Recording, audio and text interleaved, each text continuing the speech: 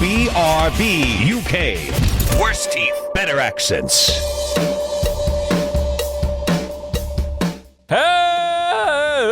Whoa, what happened to my voice? It must be I've finally gone through puberty because I've hit 600. It's episode 601 of BRB UK. Welcome one and all to this first in our sexitarian series?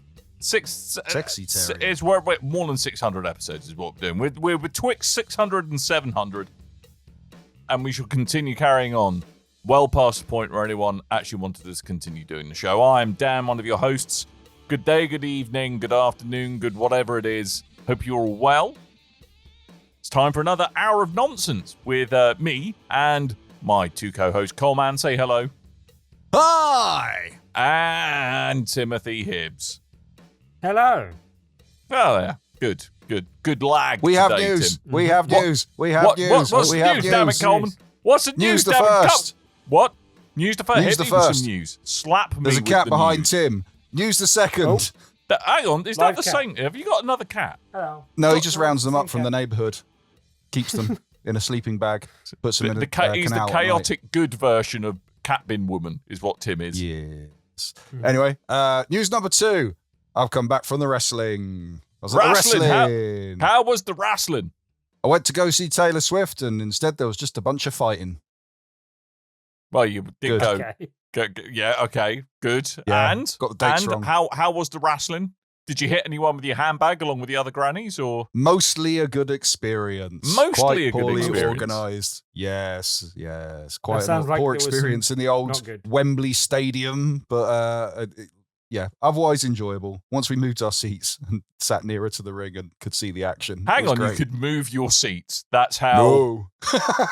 Right. No, you couldn't, Dad. Okay, no, you couldn't move your seats, but just the way you described it made it sound like you had a bunch of plastic chairs, like in primary school, and you just scooted closer to the ring. That would be chaos in a wrestling sense.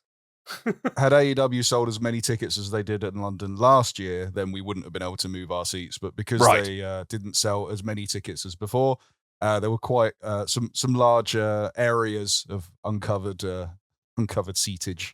So we went and took some Uncovered seatage. uncovered Is that seatage.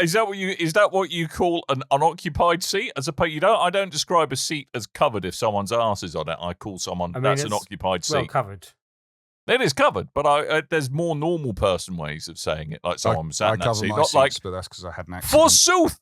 forsooth, the pan of that seat is unbesmirched by coverage. I shall go and utilize it using my buttocks. I'm not sure That's the how- one to criticise other people for sounding normal. Yeah. Well, It's got you there. Well, Flange I mean, boy. hey, look, I love a flange as much as the next guy. All right. Uh-huh. But yeah, there is I've never had quite the experience I've had of being in Wembley Stadium while Brian Danielson, as he's known again, it comes to the ring while the entire stadium is singing the final countdown for his entrance theme. Nice. Pretty cool. Nice. Yeah, great fun time that was. And then the other bit of news, said it at the very start of the last episode, but a little bit more depth. We have a new BigRedBarrel.com. Yeah, we do. Still very much a work in progress behind the scenes, but on the front end, if you log into BigRedBarrel.com, where you can find all our fabulous work and links to our social medias, much more easier way to find than it was previous. Yep. It looks nice now. We've had a nice little lick of paint, and it doesn't set off your antivirus anymore, and it loads quite quickly, and it's great. It's great to have a modern website again. Even gives you a cookie warning. It does. There are no cookies though. Just No, there are Exactly. there are cookies. Just for Yeah, the there are purposes of cookies. GDPR, we have to say there are cookies. We now Not legally real tell cookies, people though, No. stuff. Not No. actual They're delicious. Yeah, Well, no, that- it's like Internet biscuits keeps on our promising side. me cookies and never delivers cookies. right. Okay, Tim. Thank you for that clarity. Yes, there are. Tim's there are- working on his Type 5 for 1997. Mm-hmm. So it was. I mean, we're still a little bit, pardon our dust, but yeah, we're getting there with it. It's nice to have something a little more modern. So hopefully it will continue to get better. So keep an eye out for new stuff there. new work coming out as well. Saw Kev put up a review for I've completely forgotten the name of it now. Elden Ring. I keep DLC. going to call it Elder Scrolls. Yeah, he did the Elden Ring DLC review. Or as Kev would like to put it, Shadow of the Erdtree. Tim did his intro into Star Wars Unlimited. I did my review of Thank Goodness You're Here. There's a couple of bits of art things going up. We've got some returning people to the site. It's going to be fun. Yeah. So, yeah, check out bigredbarrel.com. Yes. Because now it won't kill your computer. Yeah. It didn't kill your computer to begin with. Before. Your computer killed the website. That was the problem. Therein lies the problem. Yes. Shall we do a show? So hopefully you like it. Tim just loudly drinks into a microphone. Yep. Classic Tim. Classic Hibbs. Yep. Oh, give him a break. He's only been doing this for like best part of 12 years. It's fine. Yeah, but he had a week off. Yeah, that's true. Yeah. And the month before that. Very, very, very true. Right. We probably ought to talk about things we've done, things we've seen. I've got some stuff that I've been, I can give very early impressions of. I can go with the first one. Well, I'm going to go with the first one. I'm going to stop talking to myself, and I'm going to go with the first one. And the first one, game the first, is Deep Rock Galactic Survivor, which is a spin-off of, guess what, Deep Rock Galactic, but it's a little bit different. This is now a top-down, very, very pretty 3D-tastic Vampire Survivors-like game, but with more dwarves and more guns and more explosions and more less bugs vampires, and more mining. It's great. It's a great little game. It's in early access at the moment, released on Steam at the moment. Works very well on your Massive Geek, and is a paltry £9.99. So it's much like many other Survivors games out there. You might think, oh, great, lovely, brilliant, another one of these. But actually, it does really well with meeting out, certainly as far as I've played, kind of like additional unlocks as you go. There's about, seems like 20 or 30 weapons, each of which, as you use them or using the various kind of 4 classes there are, you can level up and unlock additional perks for them. So there's always something to grind towards. But what I really quite like about this is like the very overtly class-based skill set that you get. So I think there's a scout, a driller, a gunner, and an engineer. So like an engineer is all about throwing down turrets and defending where you are. The driller's all about drilling through stuff. No surprises there. But actually that unlocks some pretty cool tactical plays that you don't often get with Survivor games. So if you've got a bunch of bugs running at you, you can just drill your way out of trouble. And you can kind of escape that way rather than just having to tank the hits as you often have to do in many other Survivors games. It's really pretty, really nice. Got a great sense of humor, much like the other entries in the Deep Rock Galactic side of things. So I've been really enjoying with it, and it's a good little pick up and play. It's kind of every dive is what they call it. Every kind of time you go down into the mines is probably about 15-20 minutes worth of play, which is a really good length of time if you're chilling out, doing a commute and playing on your Massive Geek. I quite like it. I think other people would too, and I think they should play it. Will I need to have played any of the previous Deep Rock Galactic games? Absolutely not at all. No. Huzzah! If you know how to use an analog stick and view a screen, that's pretty much all you need for this game. It's good fun. I have a question, Mr. Dan. Yes. There is some fear that this, because the success of Vampire Survivors, that it will spawn a lot of clones. But from the sounds of what you said, I just want to clarify that, but from the sounds of what you said, this does enough to differentiate itself and make sure that it's worthwhile actually playing, as opposed to just playing Vampire Survivors instead, basically. Yeah, exactly. I mean, I think there's enough difference in the weapons, and it feels, I think it kind of,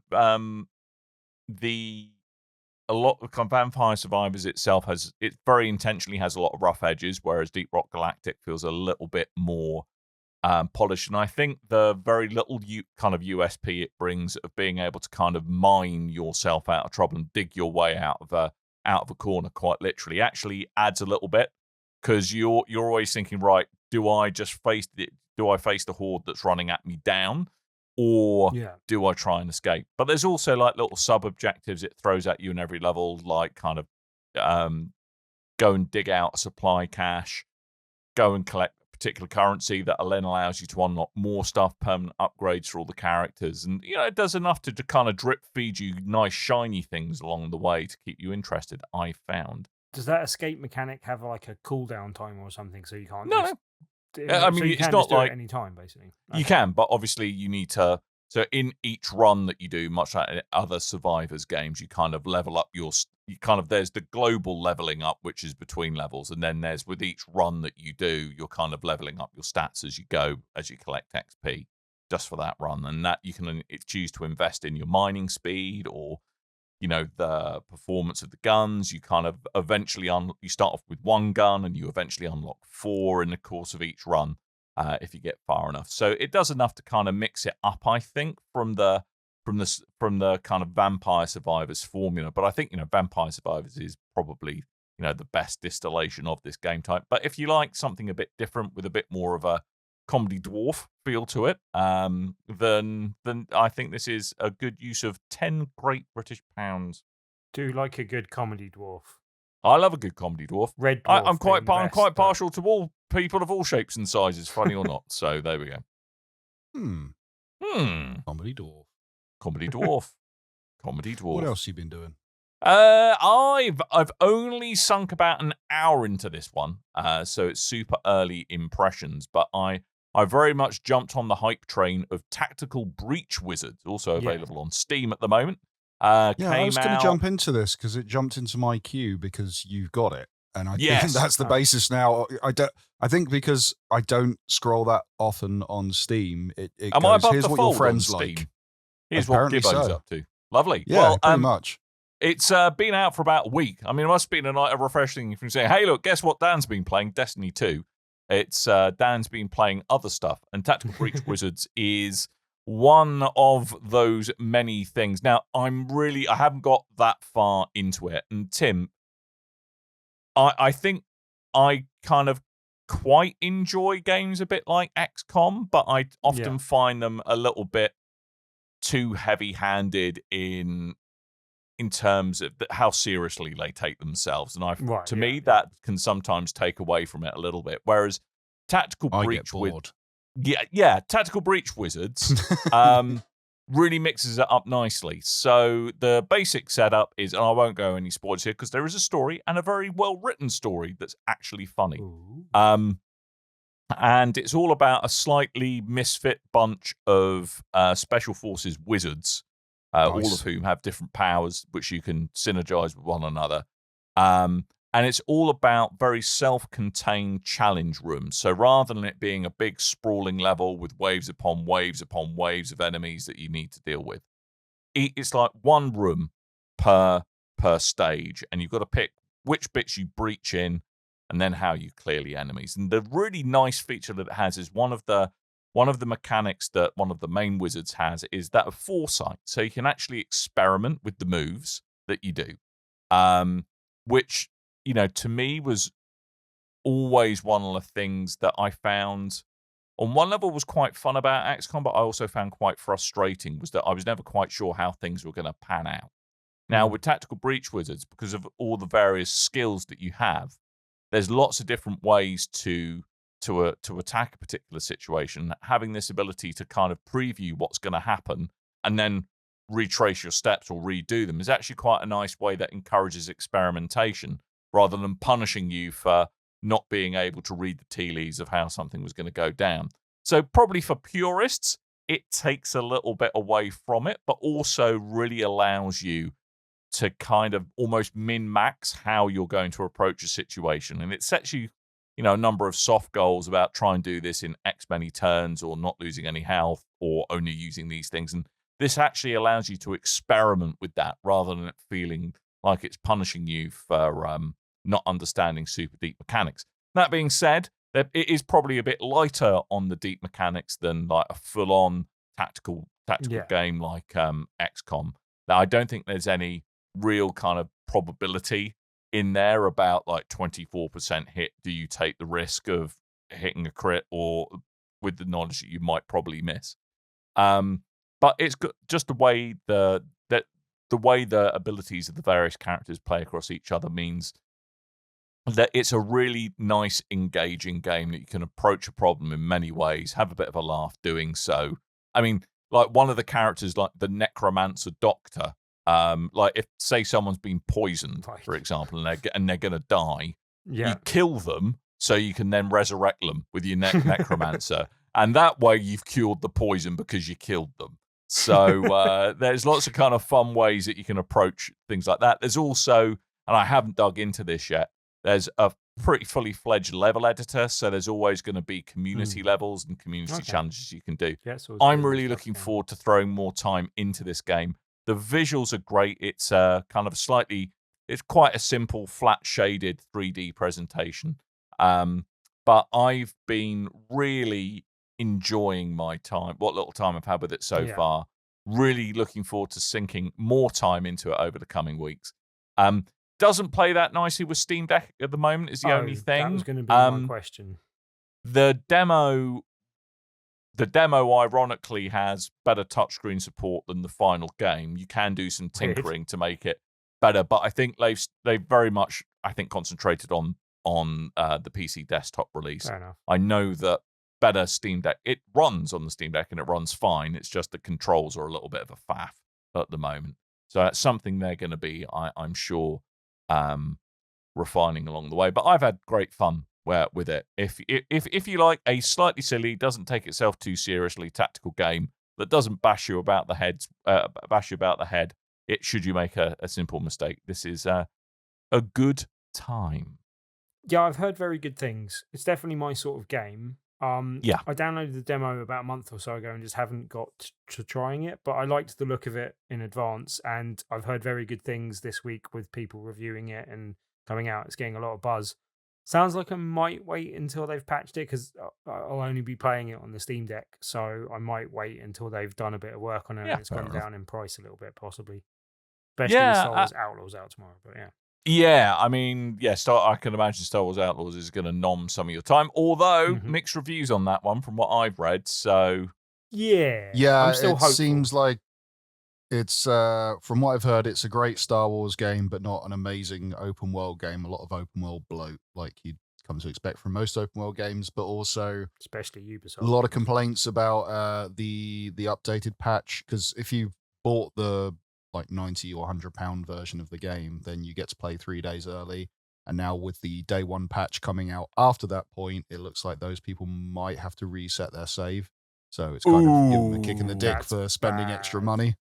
Yeah. But we'll see how that goes. We haven't actually got to the full release of the game until tomorrow, the day this podcast comes out. So we'll see how we go next week when we actually get our hands on the game. Although I got the email from Game Collection going, "Hey, good news! All the games going out today." And then I got my points that you usually get when you've ordered your game. I haven't had a notification saying my game's been shipped out. Oh, no, likewise. Coleman. Yeah, so I'm a bit concerned. Yeah. I was hoping and it might looking turn at up the today. site as well, because I was going to buy an extra one for a birthday present for someone, and then I looked and I was like, "Oh, they've sold out as well." So that might not be a good sign. Wah wah. Womp. Mine might not be missing. I ordered mine in April, so yeah, likewise. So yeah.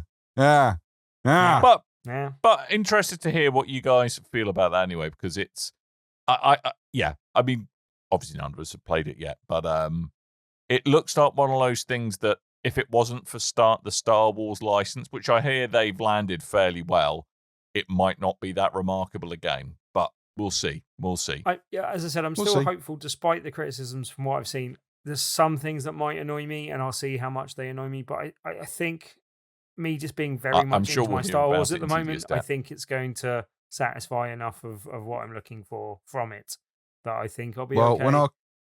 When our copies don't turn up, we'll refund them and we'll get ourselves a copy of Concord instead. Yeah! I hear that's the new hotness. 6 people playing that game. Wow. I think it was 700 and something on Steam. It's a shame you can't check PlayStation active players because more people playing Gollum apparently on Steam. Yeah, it's 100 as of 10 minutes ago. At this time recording, there were 130 people playing it. But again, this is a first-party PlayStation game, so the numbers are on the PlayStation. We just don't know what those numbers are. Yes, 12. Indeed. Mm-hmm. Yeah, but compare that to Helldivers 2, which is also a PlayStation-owned game, but also released on Steam. That had an all-time peak of 458,000 compared to Concord 660. That didn't launch with Sony's silly, you've got to log in to have a PlayStation account and log in to play this game. They added that This later. is very true. And that did take a big old hit when it did that. So, oh, yes. But yes, anyway, come back before my little talk about Tactical Breach Wizards got so dreadfully sidelined by Star Wars things.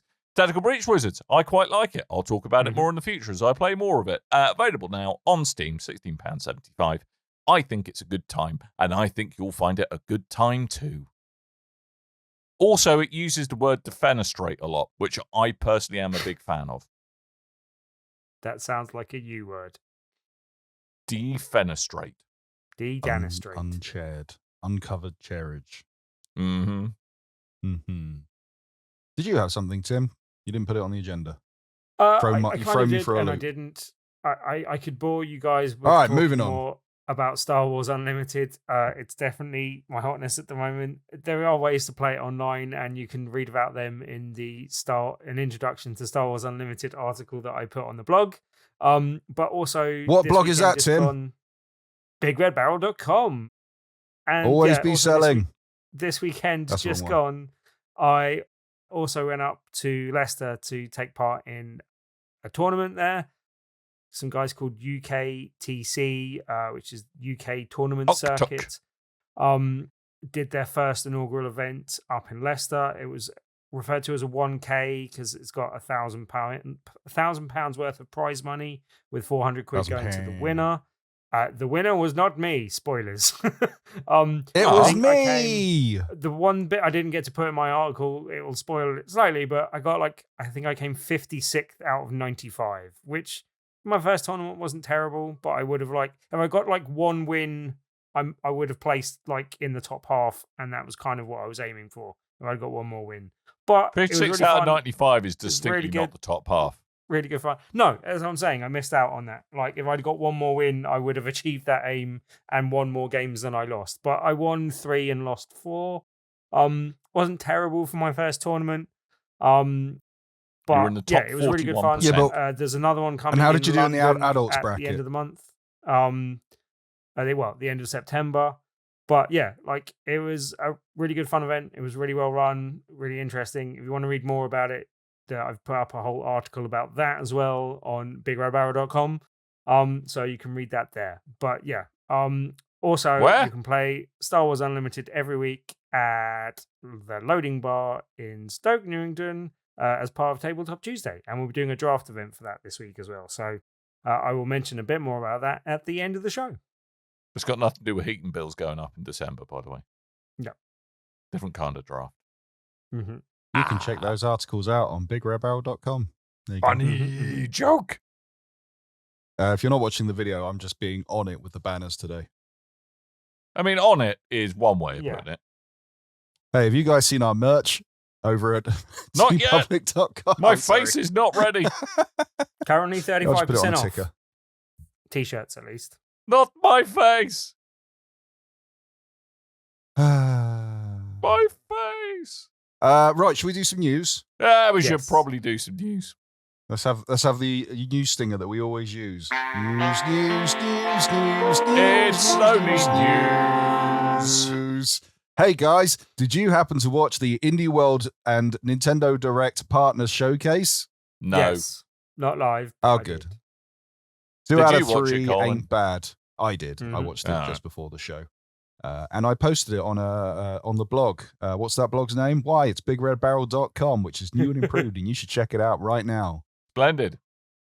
So we're not going to go through the entire thing because we have a tendency to ramble, and when we ramble, the show becomes an editing nightmare for me, much like last week. You may realize this is quite a pared down show. Last week was a nightmare for so many reasons. You may have noticed the show this week is kind of pared down on the video side of things. There's no gameplay footage or anything in there. I just need a quiet week of editing, I think. That's fine. You deserve it, Mr. Coleman. Anyway, we've highlighted a few things from the show, me and Tim in this case, that we want to talk about. And Tim, as he likes to do, as he's done many times on the show, not as many as Destiny with Dan, but Balatro, that card game. I like Balatro. They have is a very good game. the Friends of Jimbo update, which is available now, which adds different sets from different franchises. I have a question. Well, 1 second, Dan. I just wanted to say I really like the idea of putting The Witcher in there because Witcher has Gwent. So you've got Balatro, which is a game based on a real-life card game, and Witcher, which has Gwent, which is a fictional card game stolen from a real-life card game. There you go. So, and this is free, right? Friends of Jimbo. Well, that's a chuffing good deal. Yeah, I have another question. Yeah. Go on, then. Which Jimbo are we talking about? Are we talking Jimbo, like Jimbo? Not or is Jimbo this... the Jet Set, no. Oh, anyone under the age of 40, that was a cartoon when we were children. Jimbo was awesome. Wasn't that kind of was hoping it was going to be a deep cut 80s throwback, but no. Wasn't that written by a royal? I can't remember. Probably. Who knows? Princess Anne? Yeah, it was Princess Anne. Moving on. Yeah. Anyway, but I believe the Jimbo in question is the person that made the game. I'm not 100% sure. Balatro, or the guy who made Balatro, or a fictional person that made the game of Balatro within the game. The guy that. If you die in the game, do you die in real life, Tim? I don't know. I guessed as much. I'm not entirely sure. Maybe both. Good. But this brings different sets based on The Witcher, Dave the Diver, which I really like the look of that card set. Yeah. Aforementioned Vampire Survivors and Among Us. And Among Us, which I'm not a big fan of. But that Dave the Diver set does look sweet and very tasty. It does. It's all food-based. Yeah, I'm quite excited for this, to the point where I did actually play some more Balatro last night, which reminded me how good a game Balatro is. But I'm not sure how you access the new content, and I didn't get to access any of it. Hence the fact I didn't talk about it in the opening of the show. But yeah, I think you have to achieve a certain thing because there's something that was locked, and it does those kind of like locked envelope type things that it doesn't show you what's in it, but you have to achieve something to unlock it. And I think that's what it was saying. And I think I had to get to the point where I had 2 special jokers, and I played numerous games. I just never got to that point. It didn't unlock the content, I think. Yeah. So, but it is, it's free, so I'm not criticizing it, but it is entirely just cosmetic. It's just things look different. There's no actual additional content from what I understand. But they did make it clear, and I think this was known about before this update as well, but they did make it clear that this is a free update ahead of a paid update that will include extra game of some description as well, basically. So that is in the pipeline. But more Balatro, an excuse to play more Balatro, is no bad thing. And I ended up playing it for most of the evening yesterday evening. So but as I said, a free update is a good thing, so that's not bad. So as far as I can work out, I think it is just pure cosmetic, and I think, like you say, Tim's, like they have a chance of appearing in the card shops essentially for like new faces for the cards that you play. So it's free though. I like free, and apparently it's the second of the Friends of Jimbo surprises, the second of 3 major announcements about Balatro this summer. So it's nearly summer. Summer is nearly over, and there's one more surprise to go. So keep an eye out.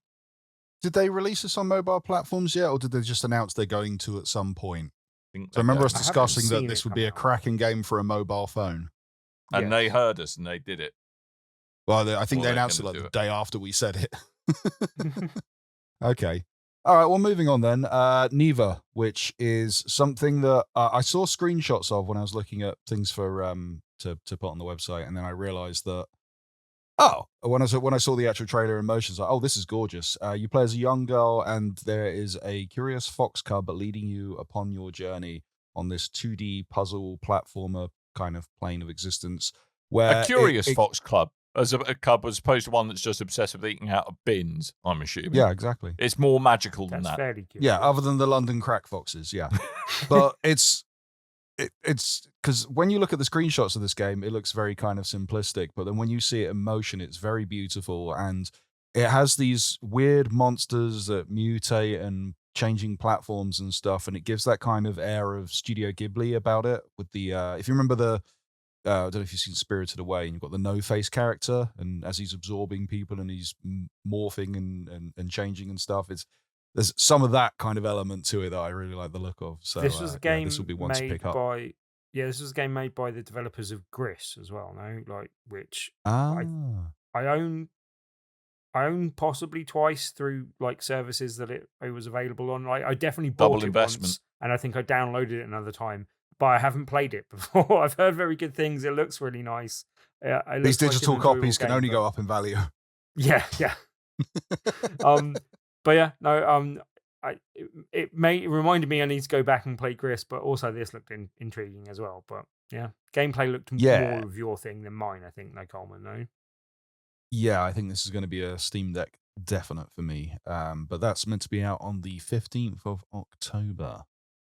There's an update of Sea of Stars called Throes of the Watchmaker, which, I've not played Sea of Stars, but the reason I pointed this out is because Sea of Stars kind of passed me by. The only thing I knew about it is the completionist was in the game, and then he wasn't, because reasons. Oh, yeah. I talked about it on the show. I played the demo. Yes, I remember you saying you played the game. I remember you played the demo. People have recommended me this game, and I've just never got round to checking it out. And I think it only really came up around in my circles because I was playing a game that they randomly stuck in a bunch of YouTubers and stuff in the background. I went, I hate when they do that. It really takes me out. And I heard that Gerard the completionist was in Sea of Stars, and then they removed him. But DLC looks cool. Going up against a crazy circus, what would you call him? Ringleader? Yeah, Ringmaster? a ringmaster. Yeah. A ringmaster. Yes. But yes, that DLC is out spring 2025, and I'm going to have to check out Sea of Stars on the Steam Deck again, I think. Also, PowerWash Simulator, they keep announcing packs for this, and I never really bothered to get into them that much since the Final Fantasy VII one is the only one I really jumped into. This one I like the look of. You can play different levels from the Shrek franchise. Right. But it's a difference. It's different. It's not you're washing off things because they're really dirty. It's Are you Shrek. making them Shrek's dirty? swamp. No, Shrek's swamp is dirty. It's a swamp. Someone sprayed it with like magical rainbow fairy dust. So that's what you're cleaning off all his stuff. I really like the look of that. I like taking environments that you'd see in a film or something and make it interactively 3D, walking through it and stuff. It reminds me of there was some film, Super 8, that was it. There was a film called Super 8 that was coming out, and to do some weird marketing for it, they added a level into Portal 2 where you could play the start of that film in the Portal 2, the Source engine, which was very interesting. So I like kishy little stuff like that, where it's like interactive movie kind of experience. So that's mainly the reason I want to play that. But there's a few different areas. You've got Shrek Swamp, you've got the treasure room that belongs to the dragon from the first film, and a couple of others as well. I like the look of that. Is that mainly Nice. because if you cleaned the green off Shrek, he'd look like you? Is that what we're thinking? Wow. If you clean the green off of Shrek, he looks like Wayne Rooney, I think you'll find. And I am not as rich as Wayne Rooney, so. Morsels was another interesting one. Kind of like a weird sort of semi-Pokemon, but then a mix of other video game tropes in there. You've got some Tetris, some Frogger, some Pac-Man, all kind of mashed into one, and it's got that kind of Bug Snacks food-based theming to it as well. Morsels, that's February 2025. Because that's also coming out on Steam, I believe, as well. Yes, I'm pretty sure all of these are coming out on Steam. Yeah. One that you mentioned, Tim, Peglin, I did check out. I was going to buy it just because you were talking about it before I watched the show. I was going to get ready for this show, but I added it to my wish list. Again, it was one of two things. If it was under a tenner, I would have bought it on the spot.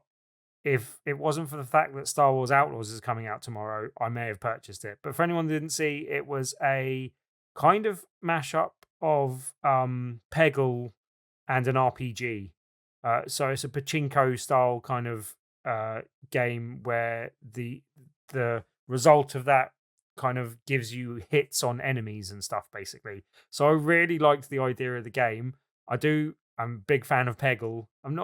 Never particularly played pachinko or any pachinko style games before, but I really loved Peggle, and it looked like a Peggle RPG, and that kind of really appealed to me. But yeah, RPG. As I said, badly timed and slightly overpriced for what I was prepared to invest in it. So I will wait on that one until that comes down in price and come back on that one.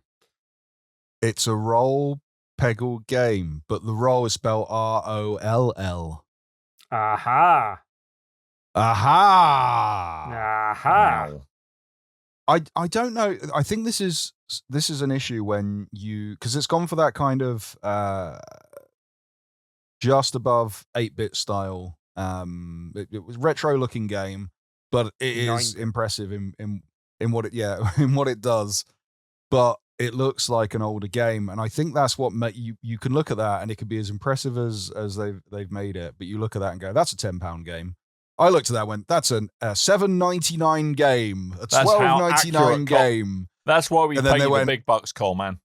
Yeah, and then they went, "This is $19.99." I went, "That's absolutely rubbish. I would not pay that." And then, but yeah, when you see the game in motion, you go, "Oh yeah, it's actually quite impressive." It just looks.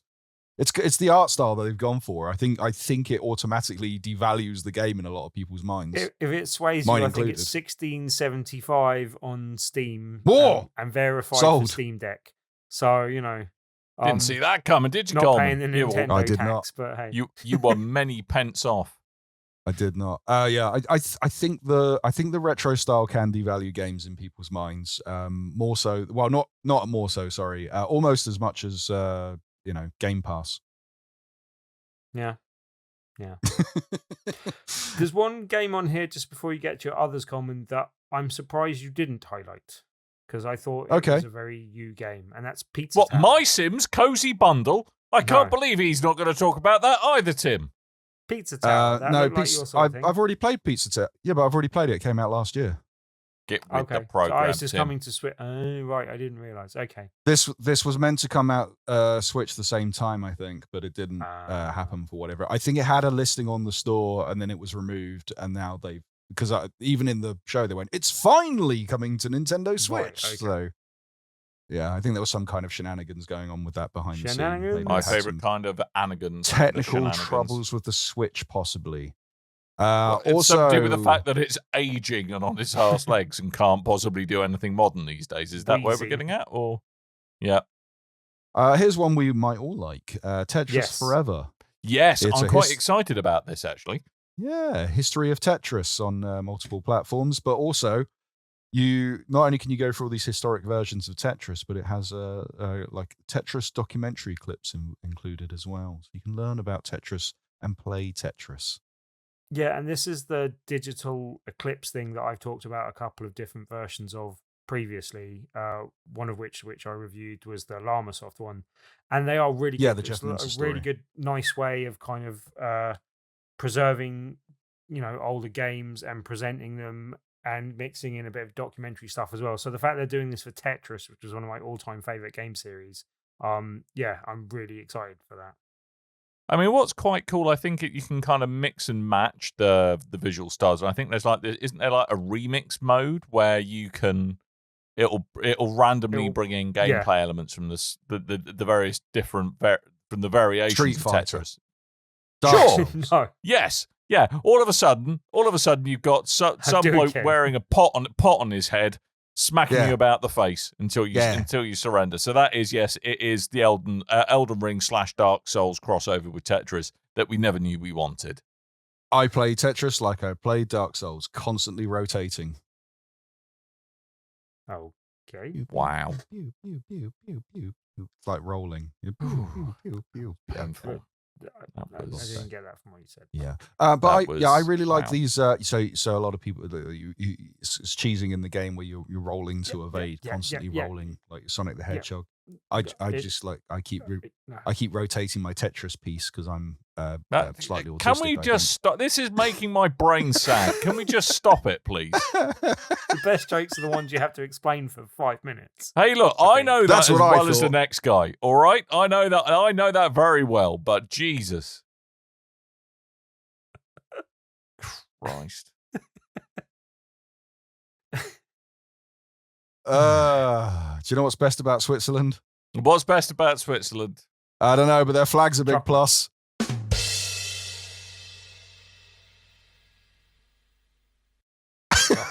Way better than that.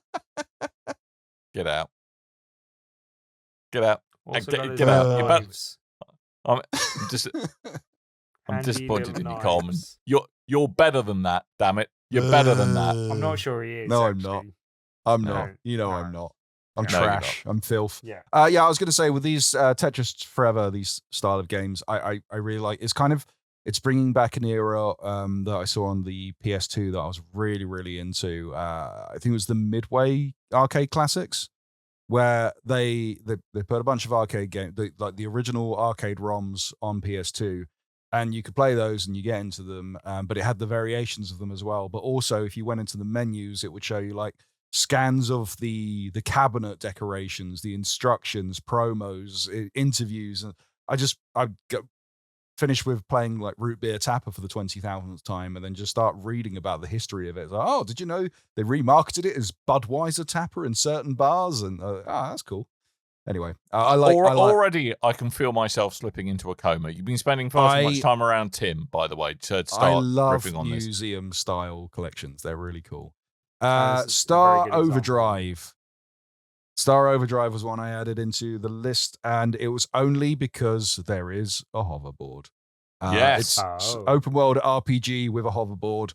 I probably won't play this game and won't, or if I do, I won't stick with the game. I just know there's a hoverboard, and I'm a child of the 80s, and therefore I need to play a game with a hoverboard. Jimbo!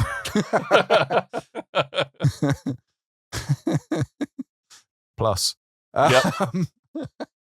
Capcom Fighting Collection 2. Can I ask a question here before we get into the Capcom stuff? What the bloody hell are they doing releasing Capcom Fighting Collection 2 right next to Marvel vs. Capcom Fighting Collection? This is very silly. Say right next. It's in the same year. Yeah, one could be at the start and one could be the end for all you know. Both in 2025 in the throes of the Switch. At least with the Capcom Fighting Collection 2, you get to play Power Stone 2. I was well excited about that. Like, we haven't seen a version of Power Stone 1 or 2 for ages. Like, there's only one Duff game on that Fighting Collection, and it's not either of the Power Stones as far as I'm concerned. Yeah. Which one is it, Tim? Do tell. It's the, whatever it is, something blade. Plasma Sword, Nightmare of Bill Stein. Yeah, I'm not particularly looking forward to that one. The rest of them are all bangers, though. Like, they're all really good fighting games. Oh, yeah. So, I mean, equally interesting, the Marvel vs. Capcom Fighting Collection Arcade Classics, which was announced earlier in the year. I find that one really interesting because it's Marvel vs. Capcom and then a couple of other fighters like X-Men, Children of the Atom. But then randomly, it's like, here's a side-scrolling beat-em-up, The Punisher. Like, what's that doing in there? Yeah, what? That's this that for me, looks so Coleman. out of place. They did that fighting to me. people in it. That's fine. Yeah. Tim, sold. Yeah, Tim is definitely buying a copy of this game just because of that. And also, I probably was to the other stuff anyway. So it's just an added bonus for me. The only thing I thought was missing from the Fighting Collection 2 that I would have really liked to see was Rival Schools, because that was a really good game. Like, it's a bit different. It had some really good, like, little mini game stuff in it as well. And that was one I think thought that's had a might make it into the re-release. Fighting Collection 2, and it's a bit different from some of the Street Fighters and stuff, but it's got some of the Street Fighter characters in. And I was hoping that might make it, but yeah, maybe that'll be in the next one. They don't seem to care about other rival games schools anymore, though. Other games of note, the Suikoden 1 and 2 HD remaster's looking pretty good. That's out on March next year. With the Dragon Quest 3 HD 2D remake, I know we've seen that previously, but that's out November. What ridiculous series of 2 letters, can I just say? HD 2D remake. Yeah. Castlevania Dominus Go home, Collection's Dragon Quest 3, you're drunk. What? Sorry? I was hovering over that Castlevania collection as well, and then I remembered, oh wait, I don't like the 2D, the DS collection of Castlevania games. Oh, so that would be a waste of right. money. I wasn't a fan. Surprisingly, if that is gameplay from the Switch, it's looking good. Sid Meier's Civilization 4 is coming out February 11th. What did I say? 4. You wow, really struggle with Roman numerals, don't you? I don't, though. That's the thing. I know it's 7. I've written 7. I've written about Sid Meier on the website, and then I've completely forgotten, and my brain just went 4 for some reason. I think it's because someone keeps highlighting things while I'm trying to read it. Sid Meier's Civilization 7 is out February the 11th on Nintendo Switch, along with all the other consoles as well. I think that's out on PS4 and Xbox One. I think it's on just about anything. I think it's out on the Ouya. I think it's out on the Playdate. No, nothing's out on the Ouya. Nothing. You see nothing. Dan? Nothing was ever out on you. What? Dan, did you see the new Atari trailer? Yeah. Do you want a new Atari? Dan, do you want a new Atari? No, you kind of do, don't you? I do, but I don't at the same time. It's a very confusing situation to be in. Plays original cartridges, Dan? Mm-hmm. I actually have some of those somewhere. Assuming all the capacitors on them haven't. But have you got the 7800 as well? No, only 26. Because I dug out my cartridges for the 2600 you can pick up even cheaper. I dug out my cartridges to work on that, and some of them don't work anymore, which I was a bit disappointed. Look what I've done. Yeah. Go over the protectors with some Q-tip and some isopropyl alcohol. Isopropyl alcohol is the hotness. Yes, it's a godsend. Yeah, took so many things with that. It tastes delicious. Do not do Does that. it though? Don't do that. No. Don't drink isopropyl alcohol. Drinking. This message endorsed by BigRedBarrel.com, the new BigRedBarrel.com. Drinkers of isopropyl alcohol. No. For some reason, they brought back MySims, but it's just those two games that came out on the Wii. But no, MySims. It was a series where EA went. That's just a Kish name because they know cozy games are a thing now. EA How dare you be so cynical? No, I am being cynical because it's true. I know too much. It is absolutely true. I know too much about this flipping game series. But MySims was EA's version of, hey, Animal Crossing is doing really well. What have we got that can do that? Oh, let's just make that. And they made like this really crappy Sims game. It's bad, just bad. Anyway, you can buy that now on the 19th of November. That's coming to the Nintendo Switch. Not good. Don't do it. Avoid it.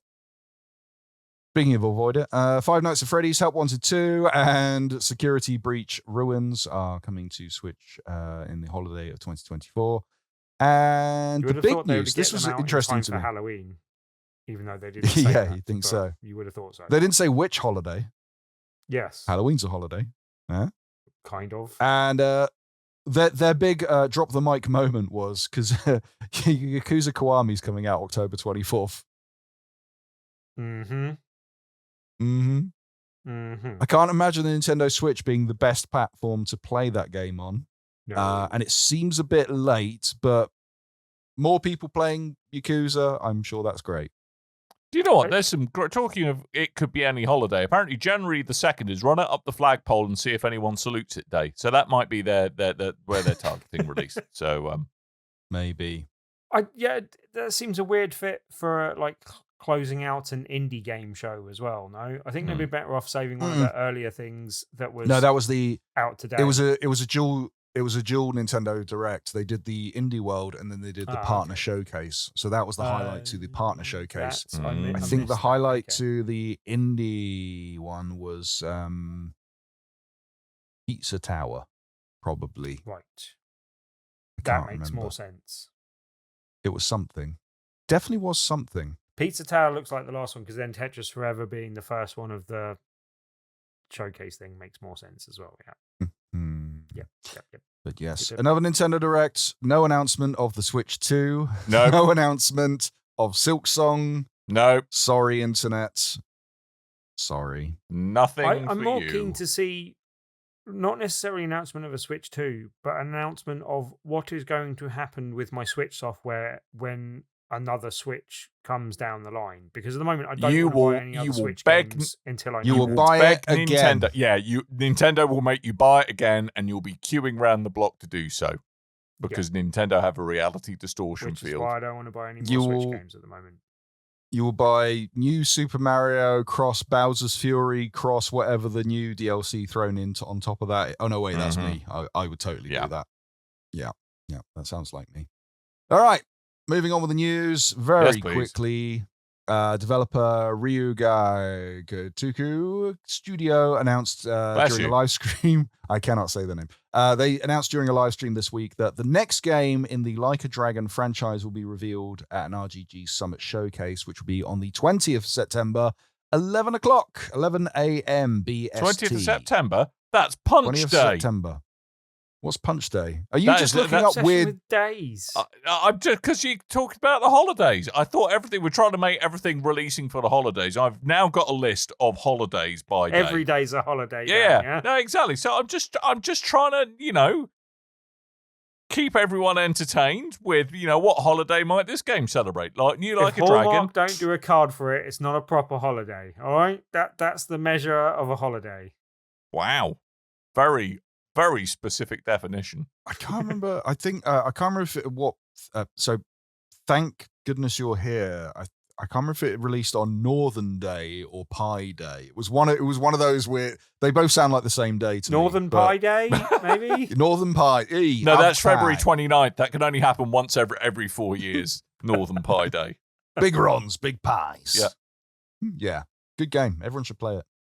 Yep.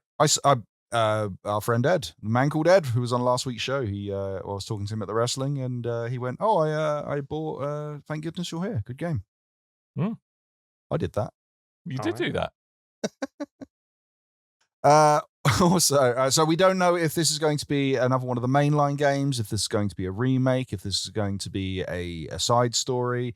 So it could be a Judgment game, it could be like the Ishin game, or it could be one of the two like a Dragon main title games going at the moment. But we'll see what happens on the 20th of September at 11 o'clock British Summer Time. And it's time for the Legends to return. And this one has special significance with me. This is one of my first PlayStation games. Croc is coming back. Excellent. Who's Croc? What? Who's Croc? You may ask. It's a good question. I mean, who is Croc? There was a moment in console history where every console platform was trying to find their 3D mascot, and PlayStation already found it in Crash Bandicoot, but kept trying to find it with different characters for reasons so they also themselves. Yeah, so somewhere I can't remember. I think this is somewhere in between Crash and Spyro, but we had Croc, Legend of the Gobbos, or Gobbos as it was called on the British adverts. But this had you playing as a little Croc. It was a solid 3D platformer, and you smashed cages to rescue little creatures, kind of like Rayman 2. It was no Zool, though, was it? Really? Now, Zool, that was a very strange. Wow, we are probably. That is a strange game. As in the Tim, little only Zool. Chupa Chups, Chupa Chubs, or whatever it is. Wow, Chupa Chups. Yeah. Chupa Chups in the UK, Chupa Chups in Spain. Now I think we're Chupa Chups. Oh, okay. We caught up. Okay. Good. Like Jeff. Yes, you don't know the disappointment of a child of getting this game that says on the box includes free Chupa Chup lollipop, and then you open it up, wasn't there? One of them staff at Novatech, different Novatech, ate my lollipop before I got my game. Swines. Swines. Cruel. Anyway, yes. So this is why this is quite a big thing. So Croc, Legend of the Gobbos, it is meant to come out. This came out in the 90s. It's there's a remaster in the works, but it's a remaster from Argonaut Games. Who are Argonaut Games, you may ask? They are the developer of Star Fox on the Super Nintendo. A very famous developer. They kind of pared down back in 2004. They laid off a bunch of their employees, who a lot of them then went off to work at Rocksteady. The company then went bust in 2007, but they've since relaunched, and now they're working on a remaster of Croc, which I hope goes really well for them. I'll be picking that up because I've got very strong nostalgic feelings for that game. Strong feelings. So when's that out? I was just going to say, a friend of mine did work experience at Argonaut back in the day. Wow.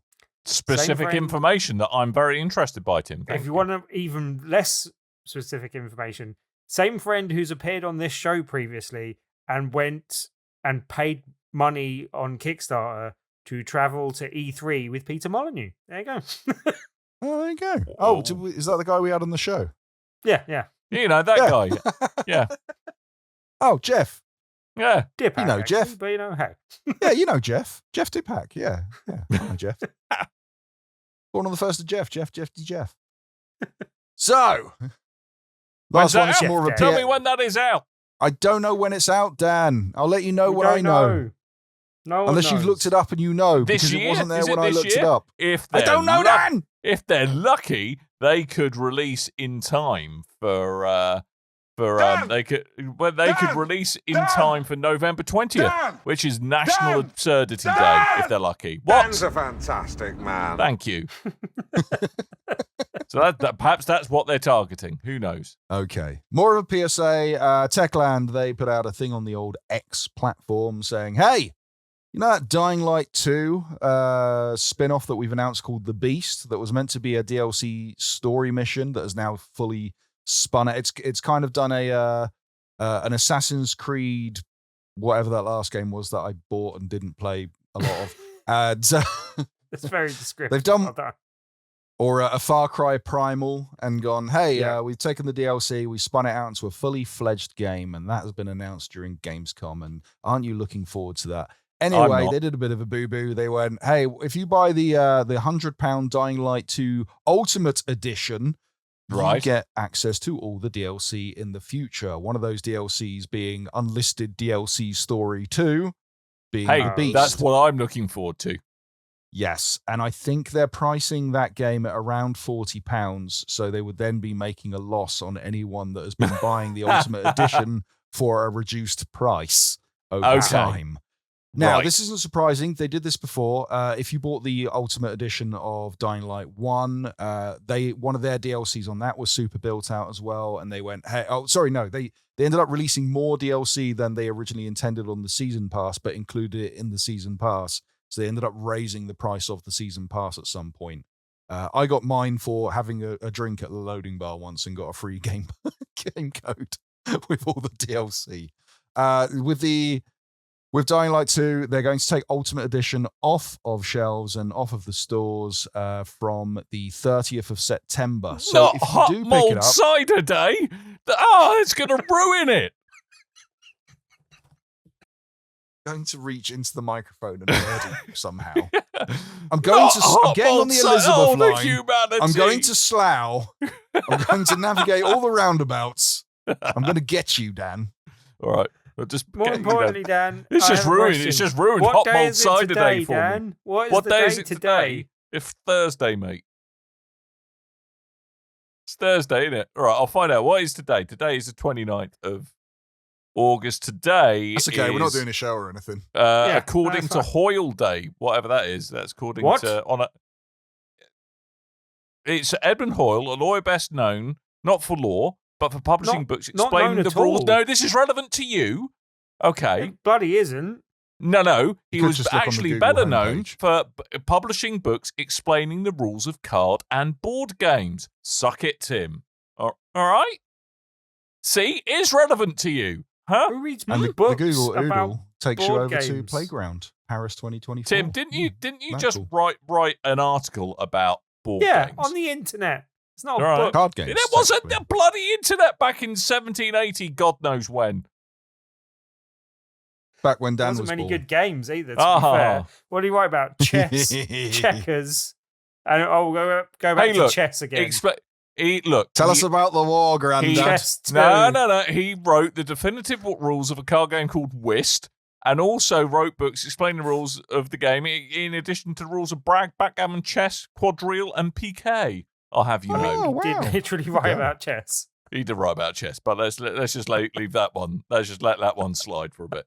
Anyway, Tim, I try and find relevant information, show you that I care about your rambling witticism, and you throw it back in my face. Sorry that I asked. How dare you? Sorry that I asked. How dare I hate you? myself. No, how dare you? Yes, this be a lesson to you, Tim. Jesus. Try and do a nice thing. Look what happens.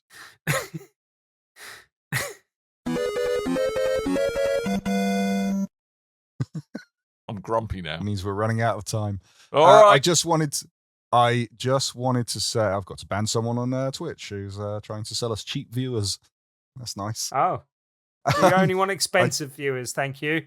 Just wanted to say, if you are interested in Dying Light 2, and yes, Tim, it performs very well on a Steam Deck.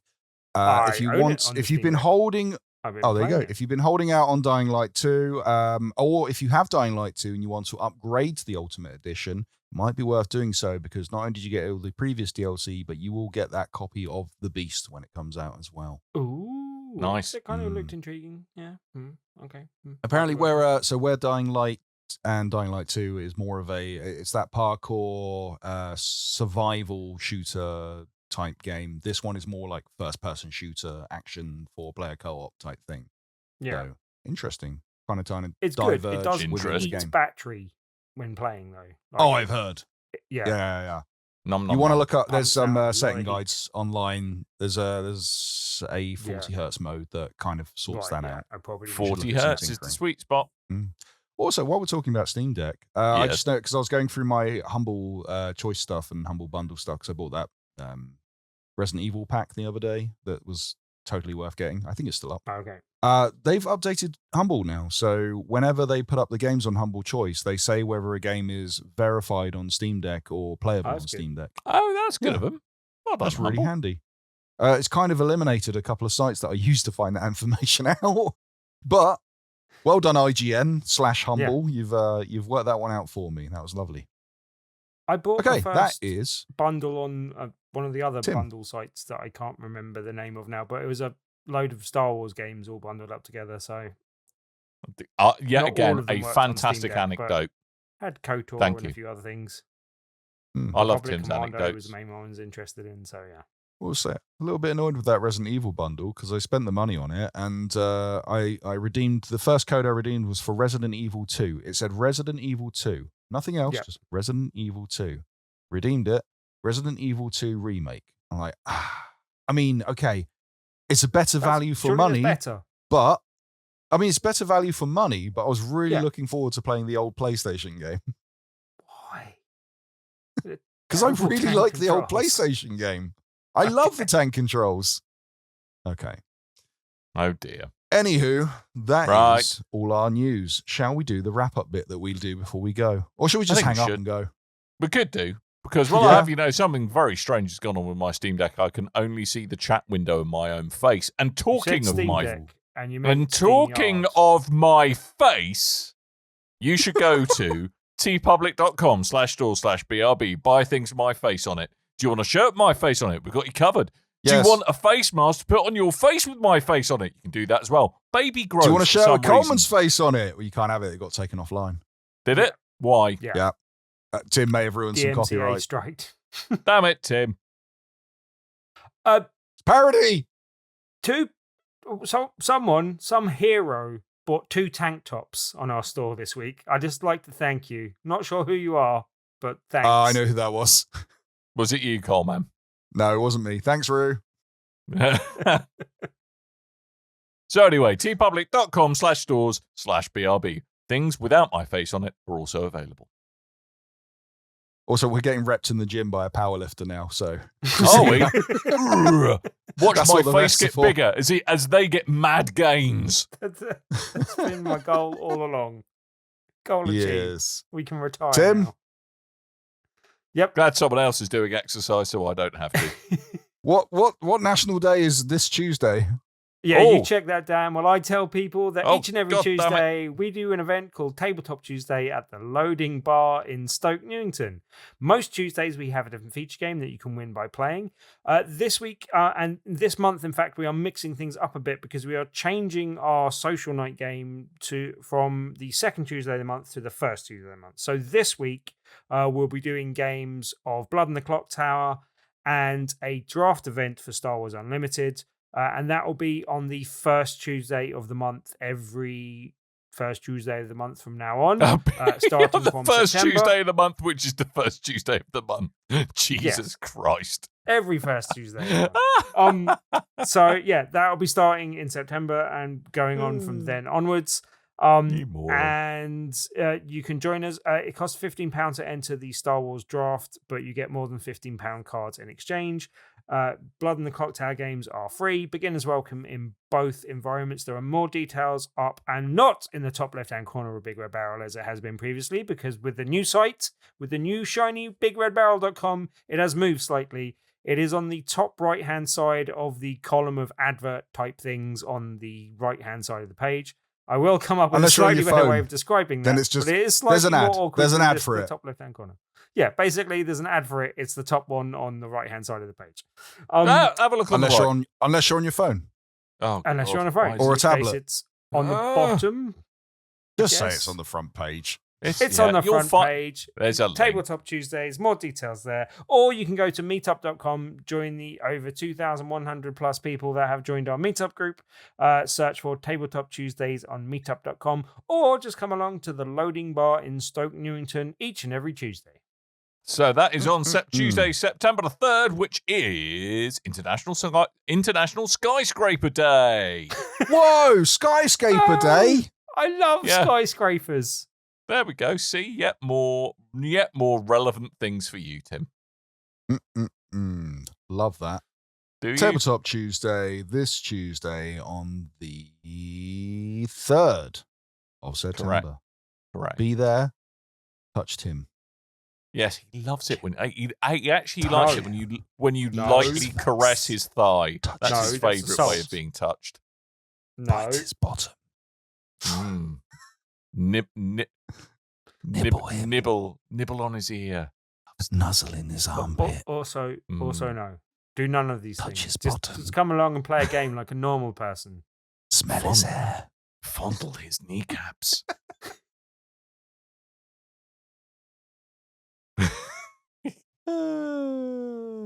Hey guys, did you know we've What? got a new website of bigredbarrel.com? I mean, it's the same Excellent. great old website. I mean, as was said in the comments by Pensive Games, says new site, same great name. Tastes You got the peanut same butter in as my well. chocolate. You got chocolate on my peanut butter. But yes, go to bigredbarrel.com. Over there, you can find the social links. You can find us on X, Threads, Facebook, Twitch, other stuff, probably. I don't know. It's a lot better now. I don't even have to give you names anymore. I can just say, go to bigredbarrel.com and follow the great links to find us on all these different social media platforms, including Absolutely. our Discord. Go over to Discord, ask us questions. I mean, you can ask us questions on any of the platforms. For some reason, we tend to float towards Discord. Speaking of which, Dan, we need to update our Discord. We need to kind of move some stuff around. I want a dedicated section to put game codes on. We need to do that. I think you're an admin. Well, yes, I know I can just rearrange things, but I will tell you. Okay. I've got like 3 months worth of game codes I've not been putting on Discord. fair enough. I need to. I looked the other day and went, I've got a lot of games I should be giving away right now, like Risk of Rain 2 that just got DLC. Oh yeah, I think I've got a copy of that to give away as well. We've I got some might games steal to one give of them. away. We've got one Steel copy Dance. to give away. All because of Tim and his insider trading, technically. I guess, maybe. All right, we have some questions. They were asked on Discord over in the BRB group. First of all, the Chugnaut, he wants to know about this live stream. Will there be tea and biscuits? Always. I would say, But bring I your said own. yes because we're British, but I remember Tim doesn't drink tea. Weirdo. I have to avoid most biscuits these days. because of Mm. wheat. I don't drink tea, and I'm also avoiding biscuits because I'm fat. I mean, I tend to drink coffee. I probably should eat less biscuits. Yeah, I'm a coffee boy as well. Favorite biscuit? Recording. Don't know if you could tell. I mean, that was a fun little sojourn into tedium. What's the other question? The other question. Before we move on, though. Favorite biscuit? What? Ooh. Oh, sorry. Yeah, we did get asked. What's our favorite biscuit? Garibaldi. I'm rather. Oh, this is going to make me sound like even more of a middle class bellend than I already am. I'm quite. I just said Garibaldi, man. I'm quite partial to a pistachio biscotti. Oh, wait, no, that's not a biscuit. That's a biscotti. You Italian prick. See, there we go. If you had to limit me strictly to biscuits, I would say... Mate, if we're going to start cheating, my favourite biscuit is a macaroon. Technically more of a cake object, but no, a biscotti is my favourite biscuit is a donut. It's a biscuit, but do you know, I will go into tedious detail about the difference between a biscuit and a cake if you make me. I will do it. Don't goad me. It's all right. No, Jaffa I want a donut with biscuits on it, like those Lotus fine. biscuit ones. Yeah. Do you know what is weird, though? What biscuits Americans call biscuits. Soft, whereas cakes go hard. Do you know, what Americans call biscuits are... Cookies. No.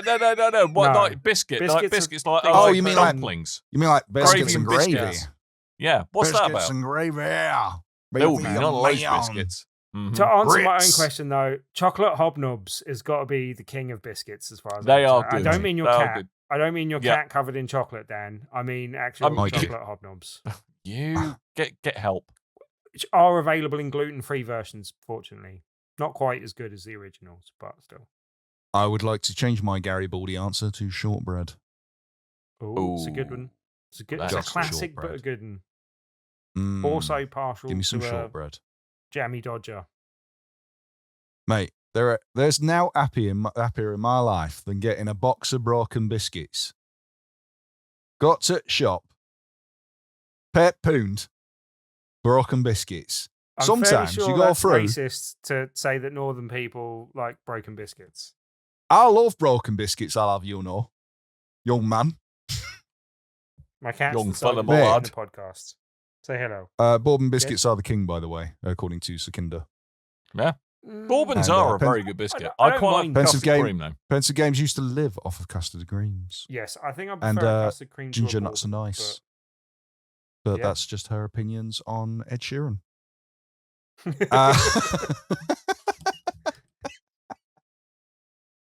Other people with ginger genitalia are available. Okay, just going to put that out there.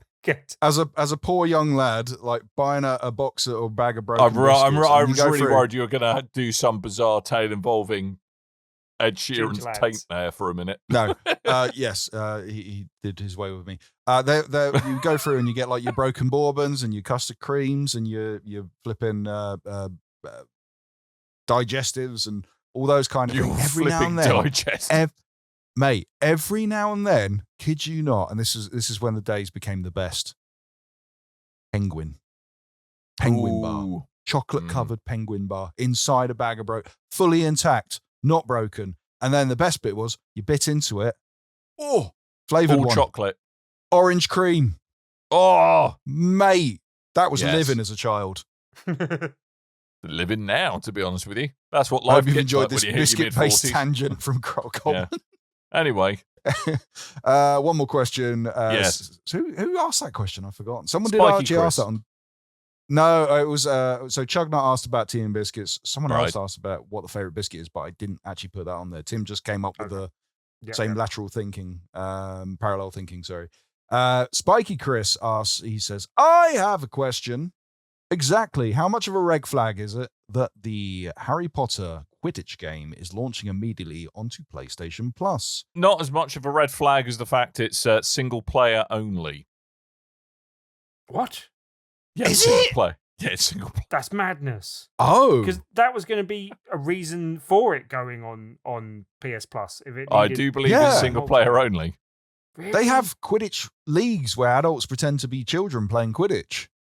Adults pretend to be children. Like those Muppets that play Star Wars Unlimited in spaces trying to win money. I mean, that is my recollection of what I was watching Skill Up earlier on. Okay. I do believe. Never heard of him. No, maybe I might be sharing with friends and family.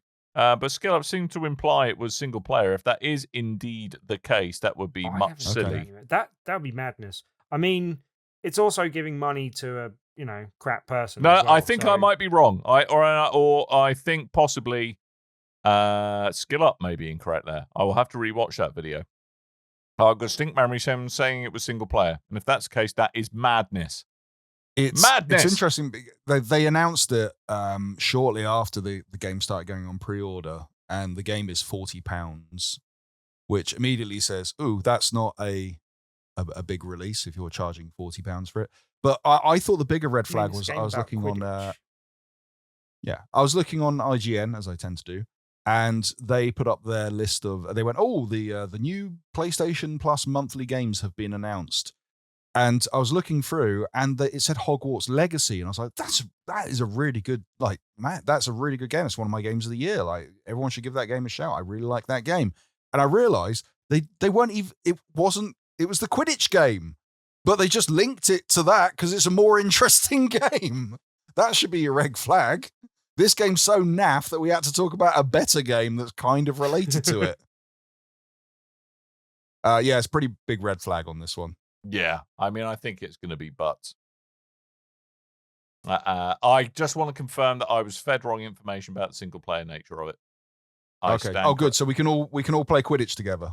You certainly can. Oh, phew. Excellent. Can't wait. I'm just trying to find it. I mean, we've already got it. We're all PlayStation Plus subscribers. We might as well play some Quidditch together. But I don't want to. Like the old days. We'll get our broken biscuits. We'll get our Quidditch on. Oh my! We'll play. God. I've genuinely forgotten what the shooter. I was going to say we can play that shooter from PlayStation. I've completely forgotten the name of it already. Concord. We'll all play some Concord. Bizarrely, that didn't launch on PS Plus, so it doesn't. It's not necessarily that. I think I'd rather play Quidditch. I'd rather play real life Quidditch. Like Concord's actually meant to be quite good. It's just that no one's playing it, and they don't like. Yeah. It's kind of got two schools of thought. A lot of people are avoiding it because of the it looks like a free-to-play game that isn't free-to-play.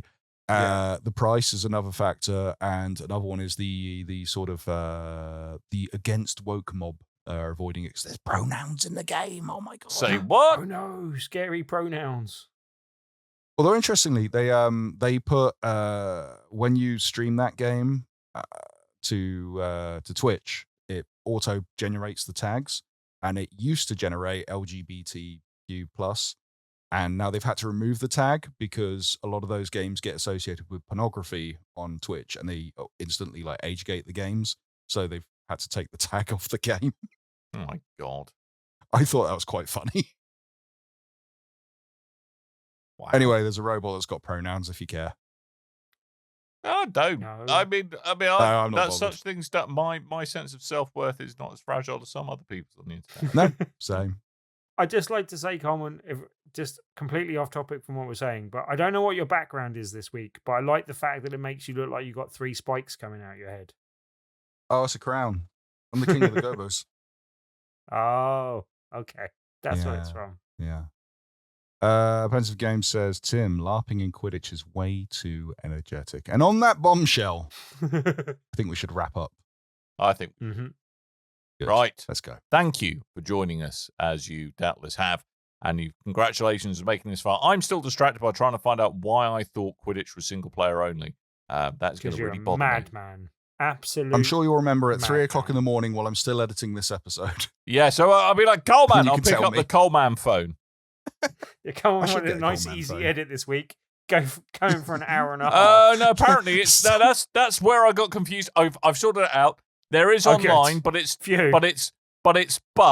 cooperative only, not PvP apparently, and that is according to Skill Up. That's according to Skill Up. That's where I got confused. Cooperative only. Crikey.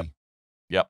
That's according Australian. to Skill Up. Blame him, not me. Anywho, thank you for listening to the show. my commiserations if it's Tim whittering on about stuff has made your brain sad like it did me. But hey, them's the break. You've been going on about the show sometimes. Day it is for every bloody day of the year. Look, for half the episode. I am imparting knowledge, Tim, and you were giddy with excitement when you discovered it was Skyscraper Day on the next Tabletop Tuesday. So don't be giving me that nonsense. Thank you very much. Thank you for listening. We'll be back next week, I hope, and hopefully you will too. We're done. We're pretty much done. Go to all the places that Coleman said you should go to. Go and come say hello on Discord. Do things on Twitter. Log into Threads. Feel like a maverick because 3 other people in the universe use that platform. But most importantly, come back next week because we'll still be here. And all that really remains is for me to tell you that I have been dead. I might have been dead. I've been a broken biscuit. I thought you were going to be king of the Gobbos. I'm king of the Gobbos! Anyway, we're it's done. The final Thank you. Countdown. We'll be back soon. And until next time, dear listeners, toodle bye.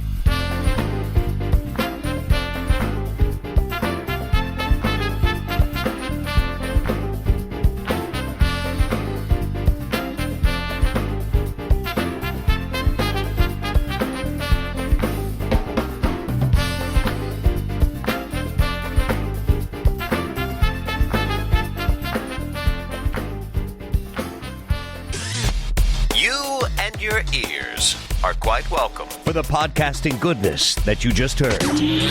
Why not roll on over to BigRedBarrel.com for more podcasts, news, reviews, and videos from the biggest, reddest site on the internet, BigRedBarrel.com. Sir David Cage. He's not a sir. Well, he should be, no? Anyway, Mr. Cage, welcome to the show.